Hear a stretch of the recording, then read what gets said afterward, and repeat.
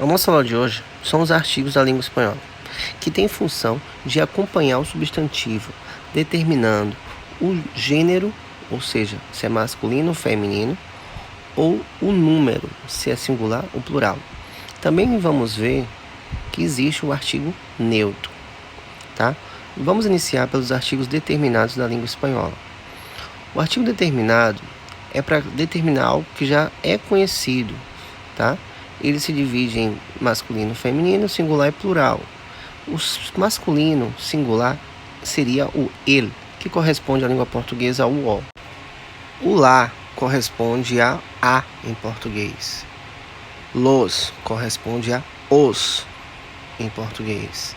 Las corresponde a as, ou seja, os artigos determinados da língua espanhola seria el, lá no singular, los e las no plural.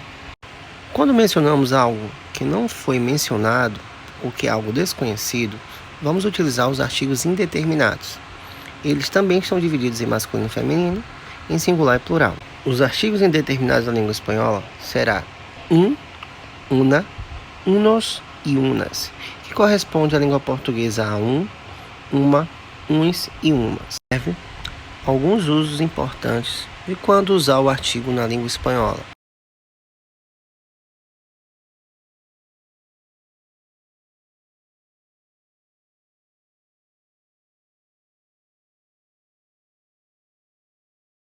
Agora vamos falar do artigo neutro.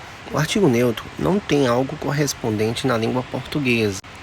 A sua tradução também é o, porém ele tem função de substantivar o adjetivo ou advérbio, ou seja, tornar o adjetivo e o advérbio um substantivo.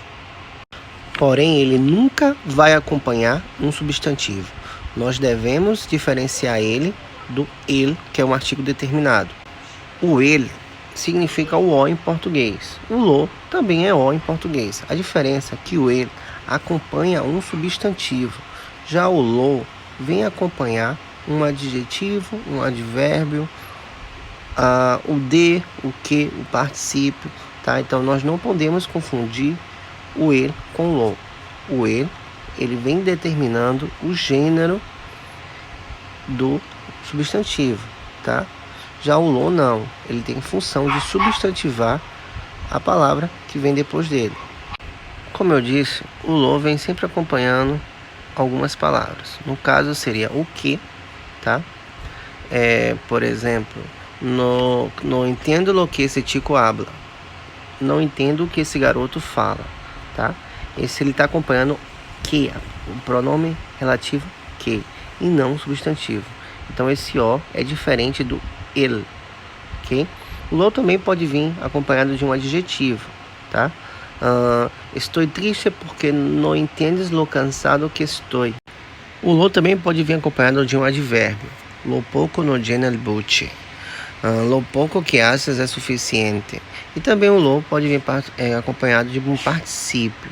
Lo aprendido não se te olvidará nunca. Em nossas aulas, eu venho dizendo que eu utilizei uma forma, uma brincadeira, de memorizar o uso do lo.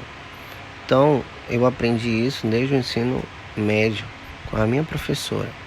E a gente fazia a brincadeirinha do lo mais que, lo mais de, lo mais adverbie, lo mais que, lo mais de, lo mais adjetive, lo mais que, lo mais de, lo mais participe. Nessa tabela que vocês acabam de ver, também vemos que o lo também pode ser utilizado com numerais ordinais, né? Lo primeiro que chegou. É importantíssimo que nós não confundamos o lo com o ele, já que os dois têm a mesma tradução. Porém, um é um artigo determinado e o outro é um artigo neutro. Também temos o lo, que é um pronome complemento direto.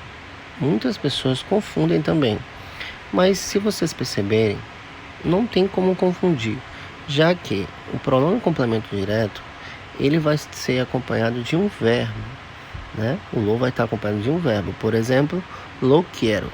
Esse lo aí não é um artigo neutro, porque ele está acompanhado do verbo querer. E para ser um artigo neutro, eles têm que estar acompanhado de que, de adjetivo, de advérbio, de participo ou de numeral ordinal.